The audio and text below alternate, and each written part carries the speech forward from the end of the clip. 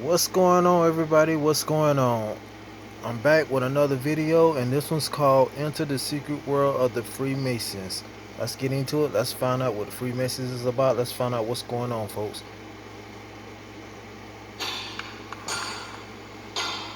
It's the world's most well-known secret society.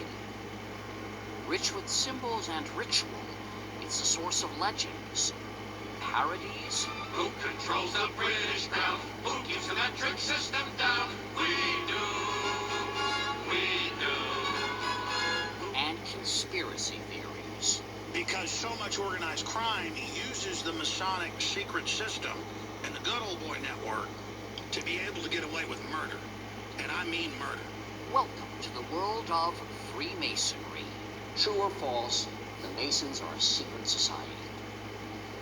No, that's false. UCLA history professor Margaret Jacob is one of the world's leading experts on Freemasonry. True or false, Freemasonry is a religion. No, it's false. True or false, Masons were behind the American Revolution. False. False. False. Okay, but what about on the dollar bill? The eye yeah, and the the pyramid? eye, yeah. I mean, that's Masonic, right? No, everybody says Masonic. In fact, it's a commonplace in the 18th century, that particular set of symbols. True. Freemasons laid the cornerstone of America. Well, at least some of its most iconic structures. So what is Freemasonry? Simply put, it's the world's oldest and largest fraternity. Its membership a who's who of world history. George Washington, Benjamin Franklin, Winston Churchill, Mozart, Davy Crockett, Franklin Roosevelt, Harry Houdini, Gerald Ford, Henry Ford, John Wayne, even Colonel Sanders. If you want to be a Mason, you can petition a local lodge for membership. You'll need to demonstrate good character and belief in some sort of supreme being. Oh, and in almost all lodges, it's men only. Next, you're up for a vote, says New York State Grand Master James Sullivan. The lodge votes to accept you. Then you have the 3 degrees that you go through. Once you earn the 3rd degree, and yes, that's where the phrase comes from, you can join any number of Masonic offshoots. Take Brent Morris. He's a 33rd degree Mason and a historian at the House of the Temple for the Supreme Council of the Scottish Rite of the Southern Jurisdiction. You know, it's that big building in Washington, D.C. This isn't like the Masonic Vatican, but it's an important building. It's an important building. I'm absolutely right. It's one branch of Freemasonry in the United States, and that's our headquarters building.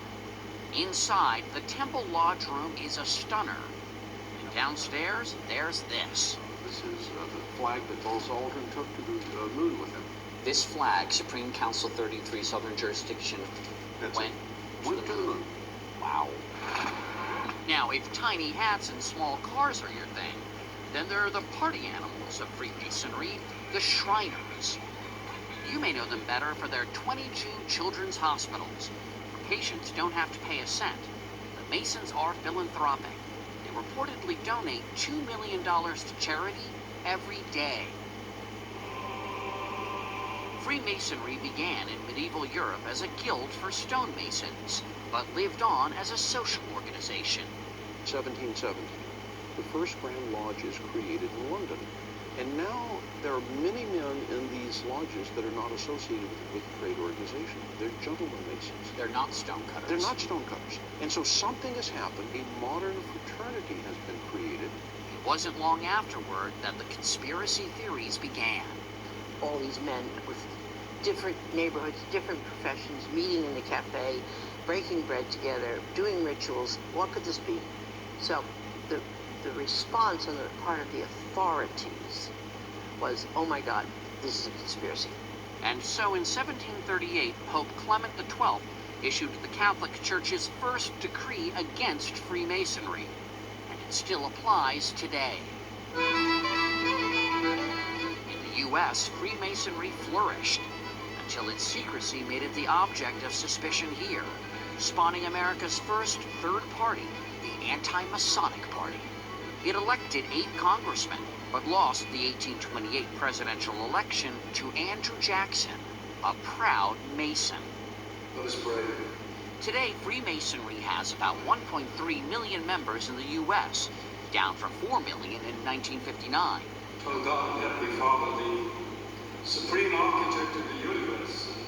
Among the members today, African Americans, formerly relegated to a separate black-only branch of Freemasonry.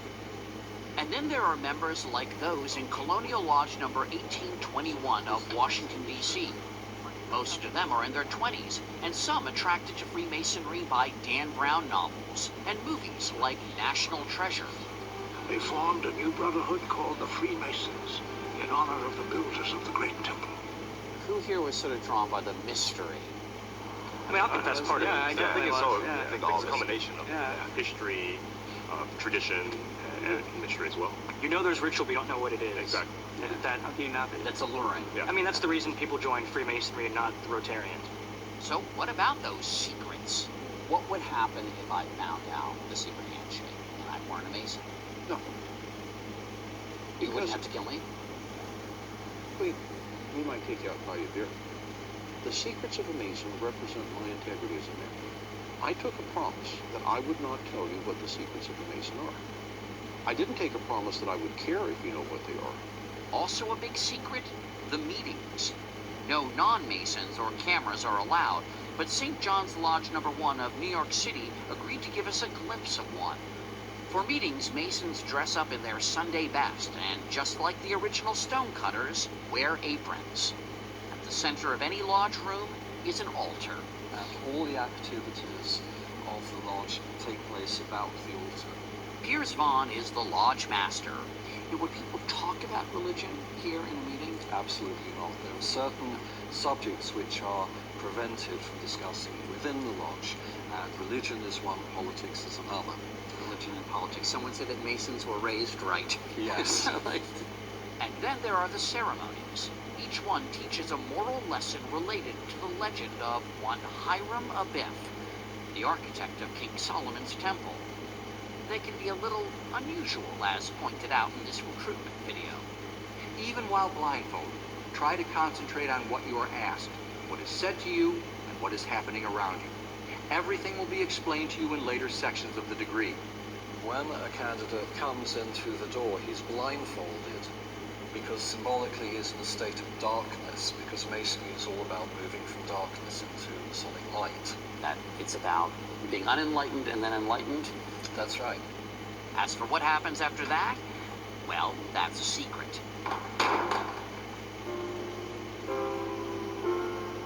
But for members, Freemasonry is about something much simpler. I have met a group of men that I enjoy being with. These are people that I go out to dinner with, we socialize together. They're guys I like to hang with. They're my friends.